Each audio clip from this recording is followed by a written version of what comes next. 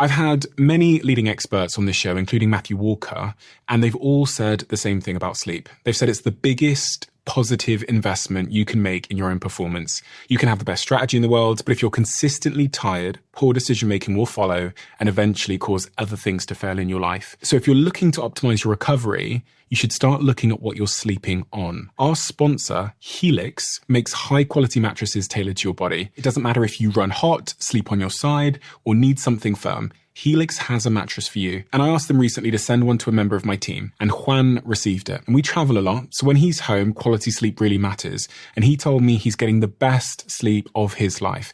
And the data backs it up, with 82% of people in a Helix study saying they saw an increase in their deep sleep. And with a 120-night trial, you've got 4 months to prove it to yourself. You can get 27% off at helixsleep.com/diary. That's helixsleep.com/diary.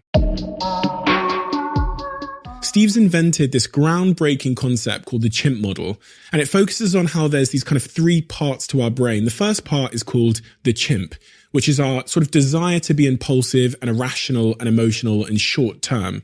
The second part is what he calls the human, which is logical and rational and thinks in terms of facts and thinks things through in the long term. And the third part is what he calls the computer, which is our set of core values and beliefs. Steve's work focuses on how we can manage and control the interaction between these 3 parts of our brain. One of the things you talk about extensively is about forming habits. Yeah. And a lot of people in my life recently, including myself, have tried to form habits, especially during the lockdown when so much of our lives was our habits were broken, our cycles were broken because we were all trapped in our houses. So whether we, had formed a habit of going to the Starbucks, then the gym in the morning or whatever, we had our habits broken. So I spent a lot of time thinking about how I could form healthier habits in my life. One of them was working out every day. And one of the sort of, I guess, popular narratives is that if you do something for 21 days, it becomes a habit. What is the truth about habits and how we form them? I mean, there's a lot of research on this and they're a little bit contradictory. Sure. So read and believe what you like. But I mean, the general feel is that if you look at why we form a habit, it's either consciously done with a belief system under, or it's unconsciously done. We aren't thinking about it. A common one, for example, a poor habit is, and I use this a lot when I do keynote speeches, to say to people, when you go home, if you're with a partner that you love, how do you present to them when you arrive? And it's amazing how most people mourn, which, they've not thought that they don't want to see somebody mourning. You don't meet someone and say, you could have this every day of your life. I'll come back and see you. So what you do is you walk in and think, what habit would you like? And the belief then is, if I go in mourning, they could leave me. Yeah. This could damage. Now that's going to shift your habit. So once you've turned the belief around this, you're unconsciously doing it without thinking, this is damaging. And so if you actually sit down and work that out and put it in your computer system, then when the chimp gets through the door, it's not going to mourn. Because what the chimp has to do scientifically is consult the computer before it does anything. It all happens in a tiny fraction of a second. But if the computer's programmed to say, don't forget, it will unconsciously remind the chimp, you need to be in a good place when you walk in, because that's what they're going to decide on whether they're there the next night. Mm-hmm. So you start to recognize that being someone who moans all the time or complains when you first meet someone isn't ideal.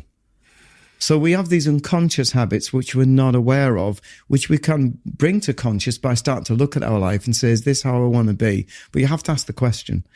Or we have habits like we eat too much. Now, these are different because the first one wasn't based on a drive. It's just based on a behavior that we've got into a pattern. The eating habit's much more complex because now you've got not only a behavior that we've got into, like eating too much or eating the wrong things. We're driven with an incredibly powerful survival drive to eat. So now we have to deal with 2 aspects. One is, what is it, the habit that we want to get, and what are the beliefs we're going to underpin with it, and how we're going to manage this drive. How we're going to fulfill the drive in a way that our chimp's happy, that it's got its drive fulfilled, and we're happy. Mm. So now you really have to look at that. So that's a big battle. That's not an easy battle, but it can be won. It can be won. So again, habits are not straightforward. Mm. They need to be subdivided and say, let's look at unconscious, conscious, whether they're linked to drives or they're linked to some really bad experience. Sometimes we have a habit because we got a bad experience. Mm. So like you explained that you went through a really bad time with this girl, if it got repeated, God forbid, if it got repeated 3 or 4 times, you can see how your habit would be to distrust. Yeah. And it would become a habit because your belief is that these women are not trustworthy. And suddenly your chimp generalizes, all women are like this. And you hear guys saying this. And clearly that's so untrue. You know, and so with you, I'd be looking and saying, when you meet this, what are you looking for in the girl? Are you looking at physical looks? Are you looking at, do they make me laugh? Or are you looking at their values? So we can actually start looking at how you're choosing your partners. And that might help you to avoid the behavior, the habit of picking up what you might then define as the wrong person. And worse, even to blame yourself then, instead of saying, right, let's analyze this. So again, there's habits there where it's based on your belief of what you've experienced, or you're letting your chimp make decisions instead of your human saying, hang on, can I make decisions from a more rational basis than just keep deciding on an emotional basis?